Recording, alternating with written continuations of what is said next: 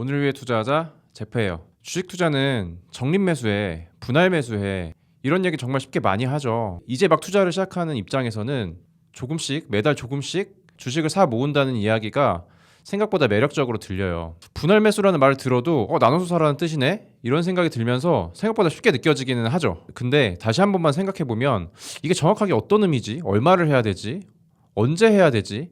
어떤 상품으로 해야 되지? 이런 궁금증들이 좀 많이 생기더라고요. 그래서 오늘은 적립식 투자가 무엇인지 한번 이야기해 볼 거예요. 오늘 이야기 나눌 내용은 적립식 투자가 무엇인지, 그리고 이 적립식 투자라고 하는 게 진짜 좋은지, 그리고 구체적으로 어떻게, 얼마나, 어떤 주기로, 어떤 방법으로 사야 되는지 한번 구체적으로 알아보도록 할게요. 적립식 투자가 뭔지는 정확하게 얘기할 수는 없어도 반대로는 다들 얘기할 수 있을 거예요. 바로 한방 투자죠. 일시 투자라고 해요. 1년에 투자를 내가 만약 120만 원 정도 할 수 있다라고 할 때 첫 달에 몽땅 투자하는 거예요. 반면에 적립식 투자, 분할 매수는 매달 10만 원씩 나눠서 12번을 투자하는 거죠. 근데 이렇게 딱 봐도 이렇게 우상향할 때는 쌀 때 무조건 몰빵하는 게 많이 벌겠다는 생각이 들긴 하거든요. 적립식 투자 같은 경우에는 엄청 귀찮아 보여요.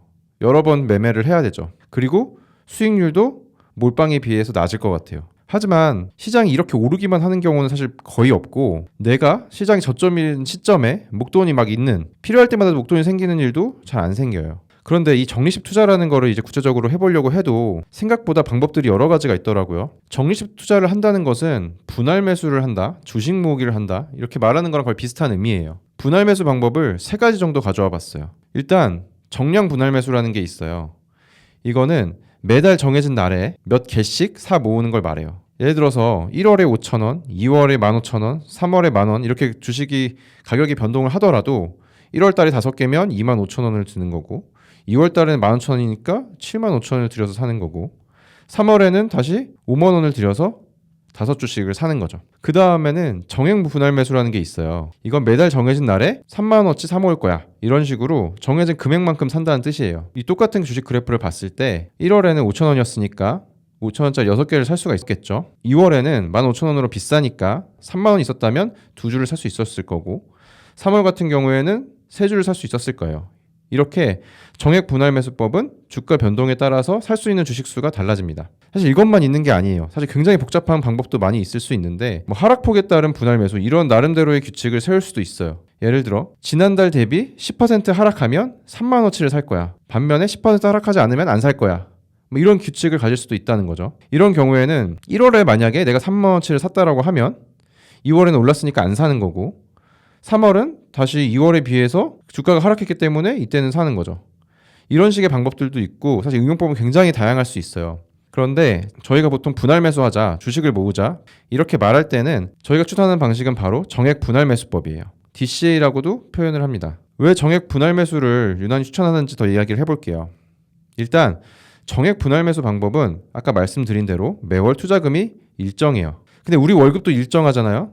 그리고 투자 가능한 금액도 크지 않고, 그래서 월급을 일정하게 받는 사람들한테는 좋은 방법이에요. 또한 주가가 비쌀 때는 적게 사게 되고 쌀 때는 또 많이 사게 되면서 자연스럽게 평균 매입 단가가 낮아진다는 장점이 있어요. 또한 설명을 들으셔서 아시겠지만 복잡한 투자 전략이 아니고 단순한 규칙만 있어서 쉬워요. 결과적으로 마음이 편하겠죠. 그렇기 때문에 우리는 장기 투자를 해야 되는데, 마음이 편하다는 이유만으로도 DCA 방법이 적합한 방법이라고 이야기할 수 있을 것 같아요. 실제 과거에 S&P 500 가격으로 몰빵 투자를 했을 때랑 적립식 투자를 했을 때를 각각 살펴볼 거예요. 몰빵 투자는 1월 25일에 투자금 전액을 몰빵 투자하는 거고요. 적립식 투자는 매월 25일, 많은 사람들의 월급일이죠. 이때마다 $10씩 투자한다라고 생각을 하고 수익률을 계산해봤어요. 이건 2023년 상승장이었거든요. 2023년은 연 수익률이 27%에 이르렀어요. 엄청난 상승장이었죠. 올해도 엄청난 상승장이고, 이 오른쪽이 몰빵 투자를 했을 때랑 정액 적립식 투자를 했을 때랑 수익률의 비교예요. 여기 노란색 선이 몰빵 투자한 수익률이고요. 그 다음에 여기 파란색 선이 분할 매수를 했을 때 수익률이에요. 1월 25일에 몰빵 투자했을 때는 수익률이 20%였고 분할 매수했을 때는 12%였어요. 거의 2배나 차이가 나죠. 이렇게 우상향할 때는 초기에 몰빵하는 게 당연히 수익률은 더 높아요. 점점 뒤에 더 늦게 살수록 더 비싼 가격에 사게 되기 때문이죠. 하락장이라면 어떨까요? 이때는 2022년이고요. 마이너스 18%라는 큰 하락장이었어요. 여기 노란색이 다시 몰빵이고, 그 다음에 파란색이 적립식이에요. 한 번에 투자를 했을 때는 수익률이 마이너스 10%가 넘어갔는데 정액 적립식 투자를 했을 때는 마이너스 5% 정도였어요. 하락장에서는 정액 적립식 투자가 방어 효과가 좋았다는 걸 알 수가 있어요. 근데 아마 우리가 장기 투자를 계속 하게 되면은 가장 많이 보게 되는 거는 횡보장일 거예요. 이때는 2018년이고요. 마이너스 6%였어요. 이때 성적을 비교를 해보면 DCA 투자가 마이너스 12%였는데 몰빵이 오히려 마이너스 10%로 하락을 방어했어요. 그 이유가 뭔지를 살펴보면 우연히도 2018년이 꾸준히 하락한 게 아니라 뒤쪽에서 많이 빠지는 금융위기가 발생을 했기 때문에 이런 특이성으로 인해서 정액 적립식 투자보다도 몰빵 투자가 하락을 잘 방어하는 경우도 있다는 걸 알 수가 있어요. 이렇게 수익률만 봐서는 정액 적립식 투자가 몰빵 투자에 비해 무조건 유리하다 이렇게 말할 수는 없습니다. 몰빵 투자는 타이밍에 따라서 정말 좋을 수도 있고 정말 안 좋을 수도 있어요. 똑같이 우리가 5년을 투자했다라고 생각을 해볼게요. 한쪽은 2008년부터 5년 동안 투자를 했고 한쪽은 2009년부터 5년 동안 투자를 했어요. 1년만 차이가 나는 거죠. 2008년 초에 몰빵을 했으면은 고점에 물렸습니다. 그래서 정액 적립식 투자가 수익률이 더 높아요. 근데 내가 만약에 좀 돈이 부족하고 아니면 투자를 잘 몰라서 우연히 좀 늦게 시작했어. 운 좋게 2009년에 시작했다라고 하면 난 정말 운이 좋게 저점을 맞추게 된 거죠. 그렇게 해서 투자 수익률이 굉장히 높아지게 됩니다. 몰빵을 했던 경우에요. 이렇게 결론을 말하면 몰빵 투자는 결국 마켓 타이밍이다 이렇게 얘기할 수가 있을 것 같아요. 그리고 만약 내가 2009년에 글로벌 금융위기가 왔을 때 정액 적립식 투자를 시작해야지라는 생각을 할 수가 있었을까?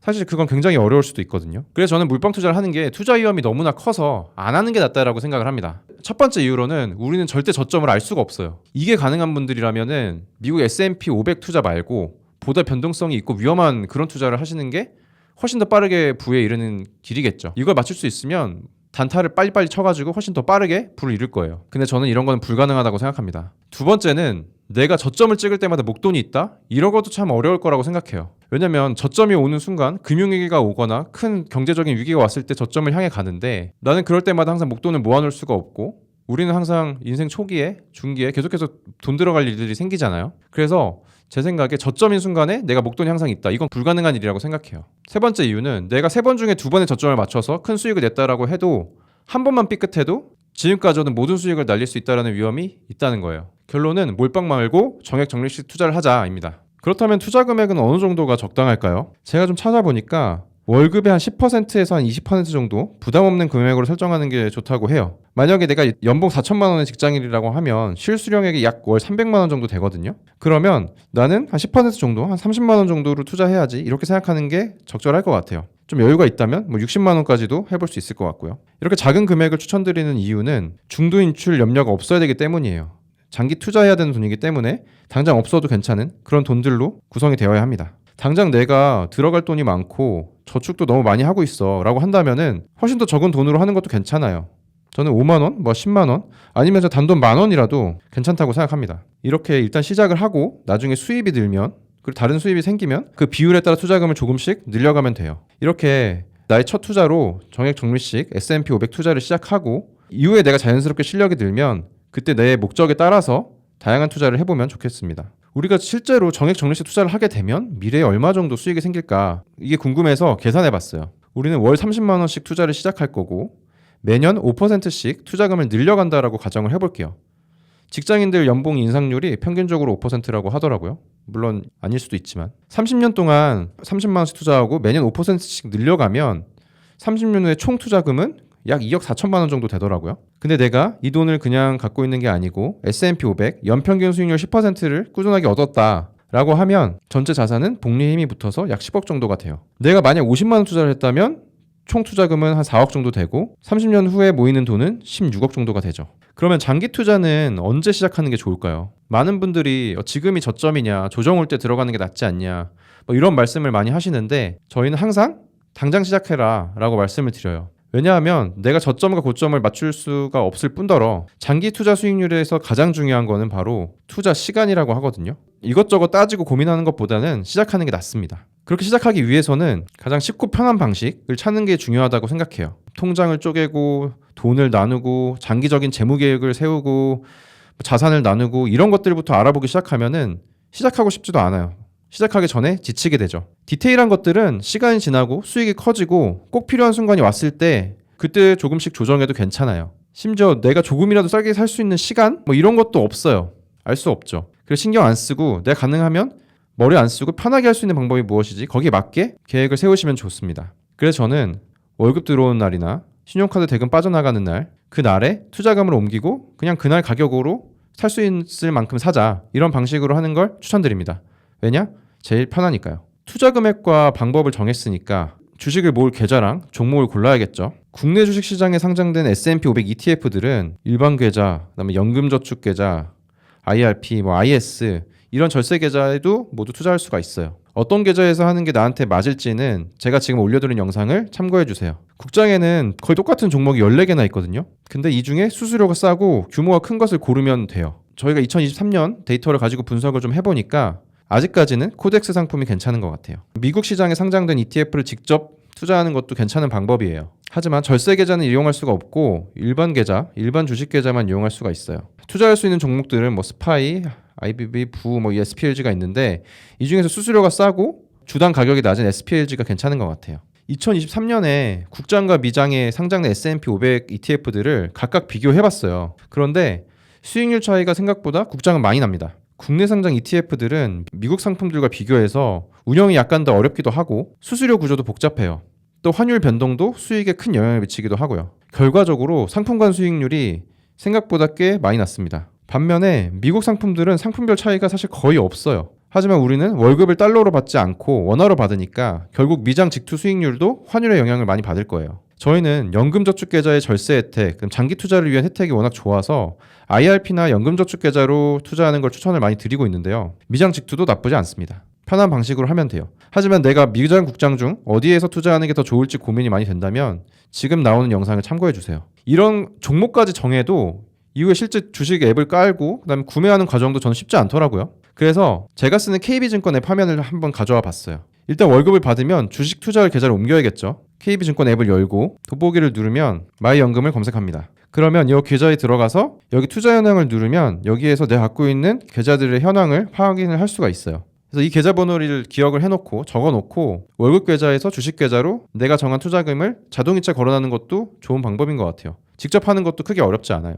주식 사는 법도 되게 어렵다고 생각할 수 있는데 간단합니다. 우선 여기 돋보기를 누르고 상품명을 입력해요. 아마 상품명이 워낙 길어가지고 이걸 타이핑하는 것도 사실 쉽지가 않은데 이게 어려우면 여기 관련되어 있는 종목 코드, 우리나라는 번호로 되어 있죠. 그걸 직접 입력하셔도 돼요. 실제 검색해보면 미국 S&P 500 이렇게 치면은 생각보다 많이 나오거든요. 그래서 그냥 코덱스부터 전 다 직접 쳐가지고 찾았습니다. 이렇게 종목을 입력하고 나면 이 세 번째 화면에 들어갈 수가 있는데 이 부분을 탭해서 내가 주식을 담을 계좌를 선택하면 돼요. 일반 계좌일 수도 있을 거고 ISA일 수도 있고 IRP, 연금저축 계좌일 수도 있겠죠. 그 다음에 이제 가격이 설정되어 있는 가격이 있는데 저는 이대로 그냥 해요. 아니면 여기 이제 가운데에 적당한 가격을 선택합니다. 그리고 사주 가능 여기를 탭하면 내가 살 수 있는 최대한의 주식 수가 입력이 됩니다. 그리고 이렇게 매수하기를 누르면 우리가 투자하는 상품들은 거래량이 많기 때문에 바로 사질 거예요. 그럼 끝입니다. 토스 증권 앱을 쓰시는 분도 굉장히 많을 거라고 생각해요. 미장 직투로 적립하는 건 토스의 주식 모으기 기능을 쓰면 굉장히 편리하더라고요.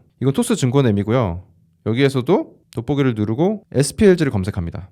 이렇게 화면에 나오면 구매하기를 눌러요. 그 다음에 여기에 주문 방법 바꾸기라고 하는 탭이 있는데 여기를 누르면 주식 모으기를 선택할 수 있어요. 그렇게 하면 내가 어떤 주기로 얼마만큼의 주식을 모을지를 결정할 수 있어요. 미국 주식들은 소수점 단위로도 구매할 수가 있어서 남는 돈 없이 최대한 살 수도 있어서 편하더라고요. 1,000원씩 투자하는 것도 가능해서 전 제가 특별히 관심이 있거나 좀 궁금했던 종목들은 이런 주식 모으기 기능을 통해 가지고 모으고 있어요. 앞서 말한 대로 한국 ETF들은 비용 면에서 갈 길이 멀어요. 기본적으로 비싸기도 하고 감춰진 비용들도 많죠. 그래서 최근에 이렇게 여러 회사들이 경쟁하면서 수수료를 낮추기도 하는데 동일한 주수를 추종하는 상품이고 거의 동일한 상품이니까 수수료가 싼 게 무조건 수익률에 유리할 거예요. 참고로 ETF 수수료를 구성하는 것 중에서 총 보수는 홈페이지에도 잘 나오고 광고에서도 많이 나오는데 여기에 비해서 기타 비용 같은 경우에는 감춰진 경우가 많고 투자 설명서에 들어가야 확인하게 되는 경우가 많아요. 그래서 주기적으로 내가 투자하는 상품 수수료가 얼마나 나가고 있는지 한 1년에 한 번씩 정도는 확인을 해보고 필요하다면 갈아타는 것도 좋은 방법이에요.